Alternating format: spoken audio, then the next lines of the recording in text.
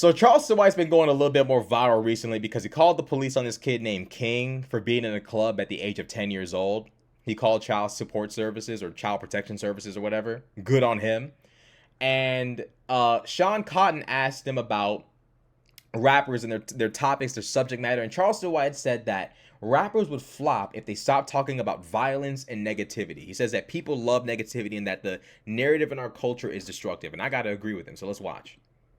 You could post a college kid. You could post a 12-year-old graduating college early and getting 100 scholarships, and it's gonna do 200 likes.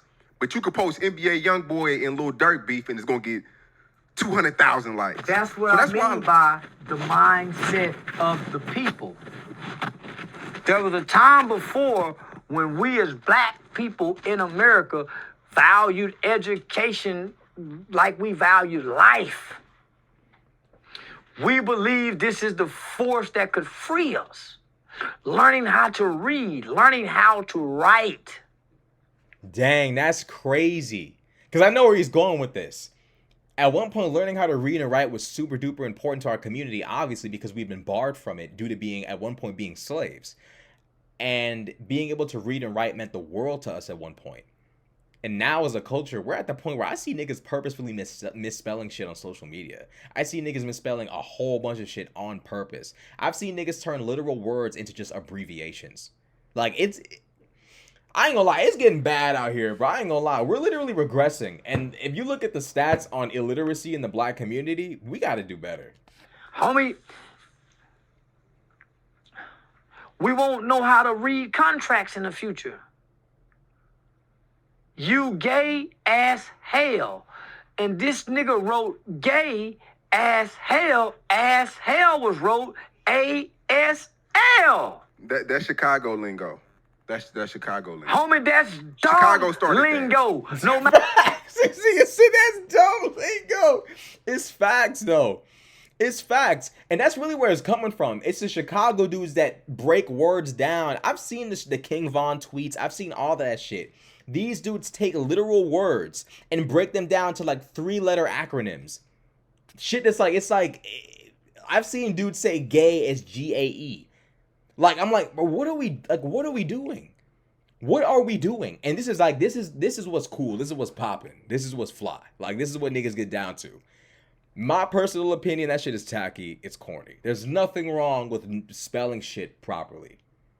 Nothing wrong with that at all. There's nothing wrong with knowing how to properly spell something at all. There's nothing wrong with that. There's nothing wrong with just being a proper speaker. I can't tell you how many times I never got bullied for it, but I can't tell you how many times someone would mention to me as a kid growing up in school, why you talk like that? Why you talk like that? Why you talk so proper? It's like, what's wrong with that? Like, I'm not saying there's anything wrong with African American vernacular English. There's nothing wrong with speaking a dialect.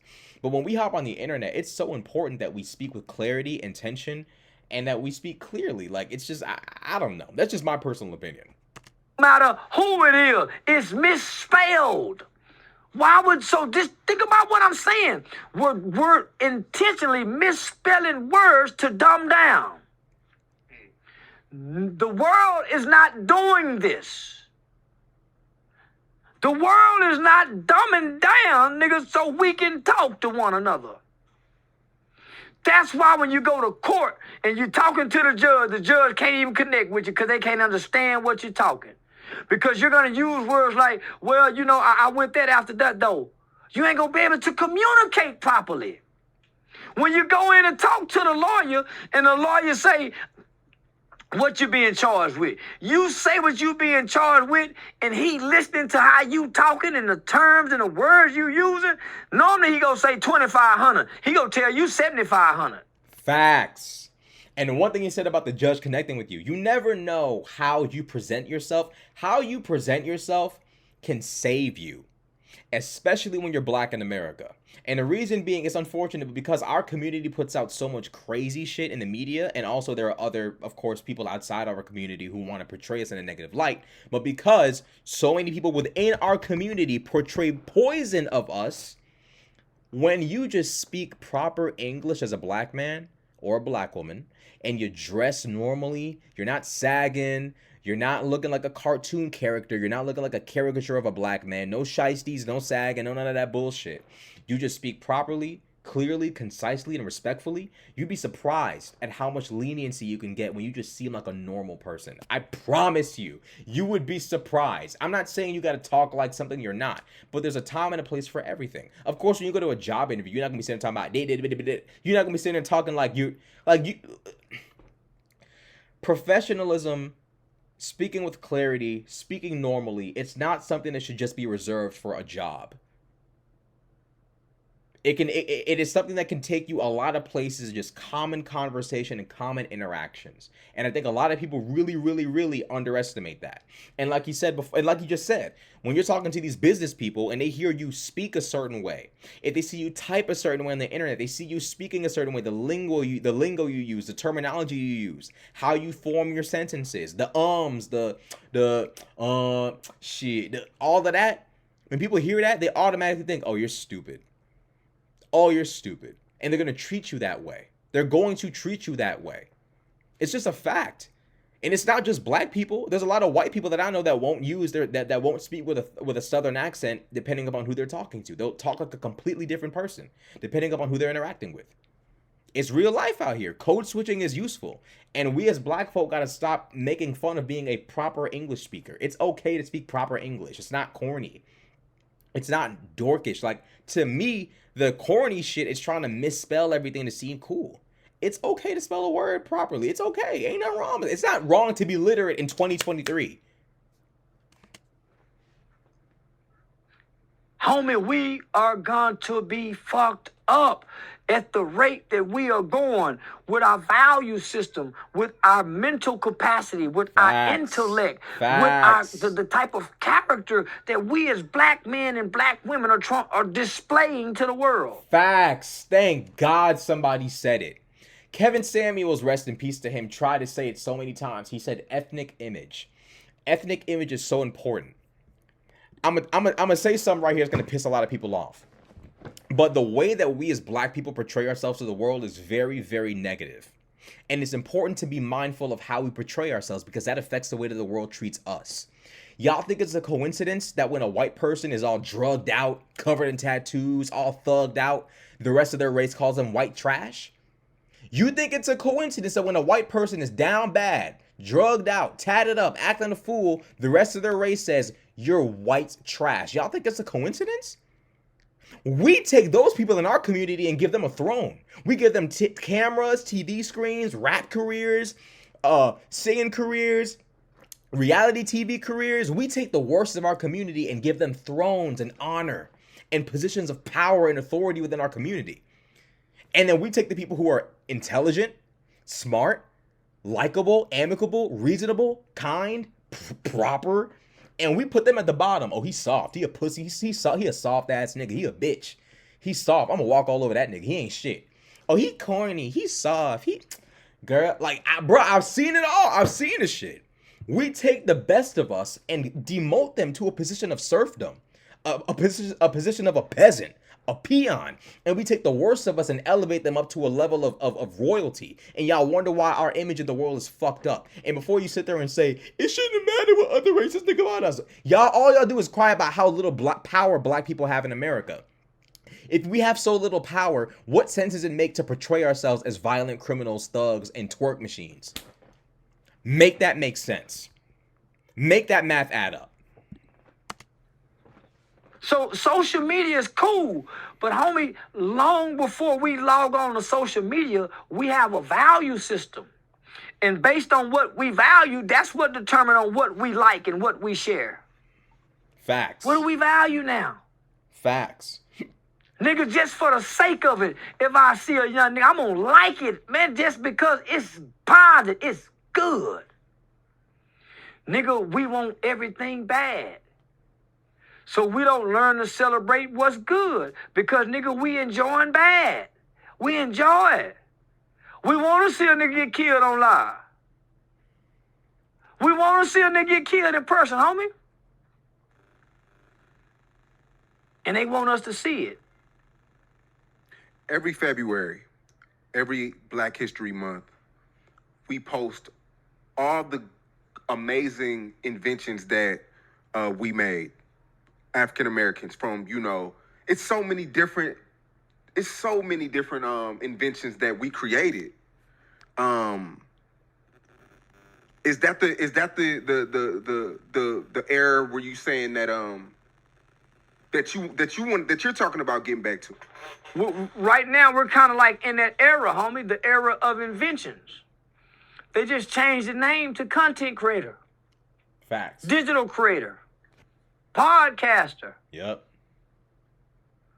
Homie, you can't make me believe you're not going down in history for black people, for our era and our time.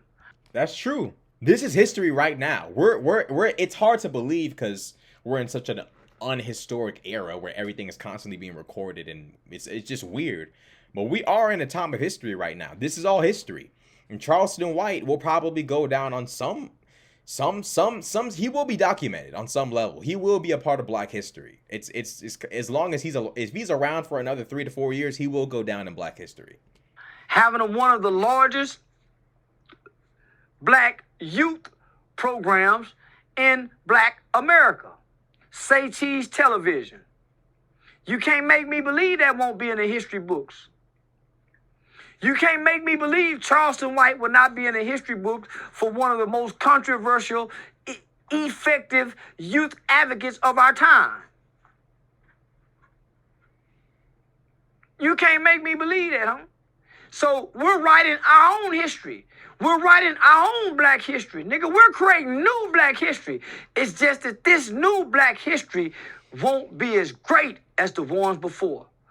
This Black history gonna be murderers and thugs and like the Klansmen and the Jim Crow hooded people was. We gonna be like them, homie.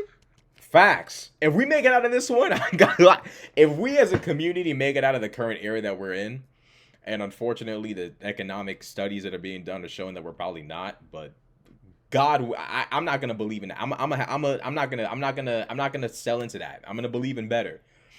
But if we make it out of this one, this era of Black history, gangsterism, violence, all of that shit, we're not going down as a positive era in Black history. That's a fact. We're gonna be known for the Black race. We're gonna be known for the faction of the Black people's race that destroyed the legacy of the slaves before them. From rap music, it's gonna eradicate jazz. Gun violence, nigga's gonna supersede the crack era. Nigga, people don't even talk about the crack era no more. It's gonna make it like we ruined everything. Facts. Because we are ruining everything that them people worked for before us, my nigga. Because of our mindsets. Not because of our behaviors, because our behaviors are dictated by our mindsets. That's why we praise gangsters and love whores and prostitutes and strippers, bitch, that. And nigga, if you play a song with no cussing or you play a gospel song, nigga, your numbers will deplete because they got to hear something. That negative energy, they are the magnets for the negative energy. Facts. Black culture has become literally just a sphere of just negative energy. Every new female rapper, twerking ass, twerking ass, twerking ass, twerking ass. Every new male rapper, Rico, shot up, locked up, dead.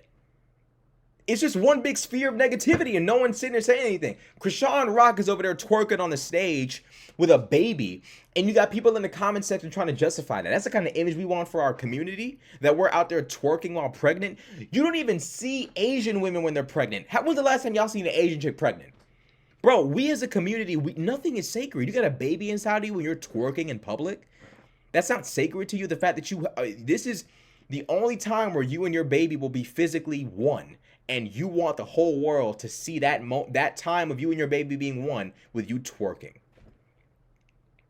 Bro, we as a culture, bro, we're fucked up, bro. We are absolutely fucked up. And I don't know if we're going to make it.